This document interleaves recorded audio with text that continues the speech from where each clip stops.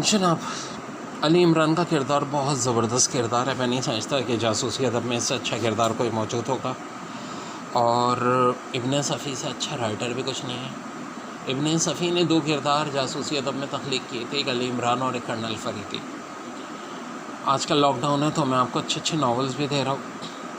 मासूम दरिंदे के नाम से इमरान सीरीज़ का एक नावल मेरे चैनल सर अमीन एप्टेकिंग और एंटरटेनमेंट विद अमीन में मौजूद है।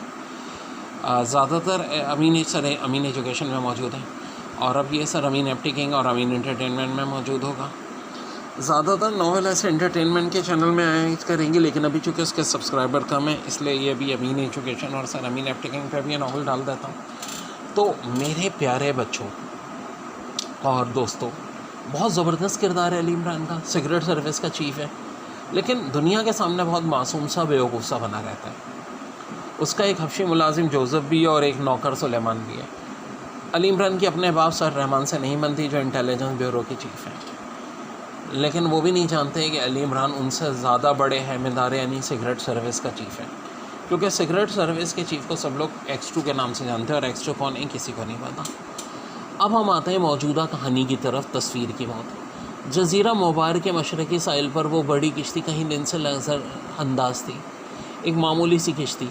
ऐसी लातादाद किश्तियाँ जज़ीरा मुबारक के दूसरे साहिलों पर भी नज़र अंदाज होंगी, लेकिन इस किश्ती की तरफ तवज्जो मबज़ूल कराने वाला भारी भरकम और खौफनाक कुत्ता था, जो हर वक्त अर्श पे बैठ कर अपनी लाल ज़ुबान बाहर निकाल कर हाँफता रहता था। और कोई बहरी परिंदा भी इस किश्ती की करीब से परवाज़ करता तो वो कुत्ता चीखना शुरू हो जाता, जैसा कि उस परिंदे ने उस कुत्ते की तौहीन की है। इन इतराब में फ़िलवक्त एक ही किश्ती नज़र अंदाज थी। यूँ भी मशरक़ी साहिल ज़्यादातर वीरानी रहता था। यही वजह थी कि इससे आबादी से दूर था और इस तरफ माही गिरी भी नहीं होती थी। लेकिन ये कोई ममनुआ इलाका तो था नहीं कि इस किश्ती को मुकामी लोग शोबे की नज़र से देखते, क्योंकि अक्सर तन्हाई पसंद सैय्यद भी अपनी किश्तियाँ इसी साहिल से लाकर लगा दिया करते थे। इस किश्ती पर इस खौफनाक कुत्ते के अलावा 3 आदमी भी थे। इनमें से जब भी कोई कुत्ते के करीब से गुजरता तो उसे भी कुत्ते की गुर्राहट सुननी पड़ती, और वो आवाज़ देकर गोया उसकी और अपनी शनासाई के हवाले से मुतमईन करने की कोशिश करता। सूरज गरूब हो चुका था और समंदर की तरफ चलने वाली नामहालूत नमकीन हवाएं अपने साथ किसी लांच की आवाज़ भी मुंतशिर कर रही थी। देखते देखते एक छोटी सी लांच किश्ती के करीब आकर रुकी, और उस पर से एक आदमी किश्ती पर जा चढ़ा। कुत्ते की गुर्राहट फिर सुनाई दी, लेकिन इन तीनों में से किसी एक ने आवाज़ देकर के चुप करा दिया। लॉन्च से उतरने वाला किश्ती के केबिन में दाखिल हुआ एक सफ़ेद फॉर्म गैर मुल्की था। किश्ती के तीनों आदमी मामूली से खादमों के अंदाज में अपने हाथ उस गैर मुल्की के आगे बांधे खड़े थे। ये तीनों देसी थे, लेकिन रवानी से इंग्लिश बोल सकते थे। सब तमाम तैयार है, गैर मुल्की ने कहा। यस बॉस, एक ने भर्राई आवाज़ में कहा। तुम कुछ सुस्त नज़र आ रहे हो, गैर मुल्की उससे घूरता वाला। नहीं तो बॉस, मैं बिल्कुल ठीक हूँ। आसपास कोई अजनबी तो दिखाई नहीं दिया। नहीं बॉस, ठीक है, गोश्त लाओ, गैर मुल्की ने कहा। वो आदमी केबिन की किसी गोशी से एक बड़ा बर्तन उठा लाया, जिसमें कच्चे गोश्त के बड़े बड़े टुकड़े पड़े थे। गैर मुल्की ने अपने कोट की अंदरूनी जेब से एक चपटी सी शीशी निकाली, और जो किसी सुर रंग के सलूशन से भरी हुई थी। शीशी का टकटा अलग करके उसने सारा सलूशन गोश्त के बर्तन में उलट दिया। फिर उनमें से एक ने आगे बढ़कर दोनों हाथों से गोश्त के टुकड़ों को मसलना शुरू कर दिया। कुत्ते को लाओ, गैर मुल्की ने दूसरे आदमी से कहा, और तीसरे से बोला, तुम लंगर उठा दो और कश्ती को ब्लैक पॉइंट की तरफ ले चलो। इस दौरान में कुत्ते की हल्की हल्की गुर्राहट मुसलसल सुनाई दे रही थी। अब तो अपने हाथ साफ करके स्क्रीन लगा दो, गैर मुल्की ने उस आदमी से कहा जो गोश्त के टुकड़ों को मसल रहा था। कुत्ता अंदर लाया गया, वो अब भी गुर्राए जा रहा था, लेकिन जैसे उसकी नज़र गोश्त के बर्तन पर पड़ी, गुर्राहट का सिलसिला ख़त्म हो गया। फिर वो गोश्त के टुकड़ों पर टूट पड़ा था। गैर मुल्की उस आदमी की तरफ मुतवज्जो हो गया, जो सामने वाली दीवार पर सफ़ेद स्क्रीन फिक्स कर रहा था। कुत्ता गोश्त चट करने में मसरूफ़ था। अब तुम प्रोजेक्टर पर रील चला दो, गैर मुल्की ने उस आदमी से कहा जो कुत्ते को केबिन में लाया था।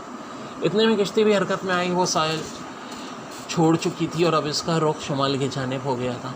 सामने वाली दीवार पर स्क्रीन फिक्स होने के बाद गैर मुल्की उस आदमी की तरफ मुड़ा, जो प्रोजेक्टर पर फिल्म की रील चला रहा था। ऐसा मालूम हो रहा था जो केबिन में बैठ कर के कोई फिल्म देखेंगे। कुत्ते ने जल्दी गोश्त के टुकड़ों का सफाया कर दिया। इसकी गुर्राहट कतई तौर पर मालूम हो चुकी थी। अब फिल्म चलाओ, गैर मुल्की ने कुत्ते को तशवीश वाली निगाहों से देखते हुए कहा। केबिन में अंधेरा हो गया और प्रोजेक्टर की स्क्रीन रोशन हो गई। ये तो जज़ीरे मुबारक का लॉन्ग शॉट था और आहिस्ता आहिस्ता ब्लैक पॉइंट नामी साहिल आता जा रहा था। जब ब्लैक पॉइंट से बस्ती की तरफ जाने वाली सड़क का मंजर था, फिर सड़क से कैमरा एक गली में मुड़ गया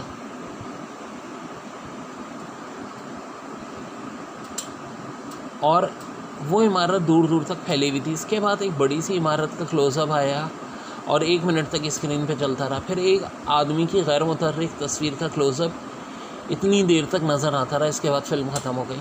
मज़ीद 3 बार यही फ़िल्म दिखाई दी गई।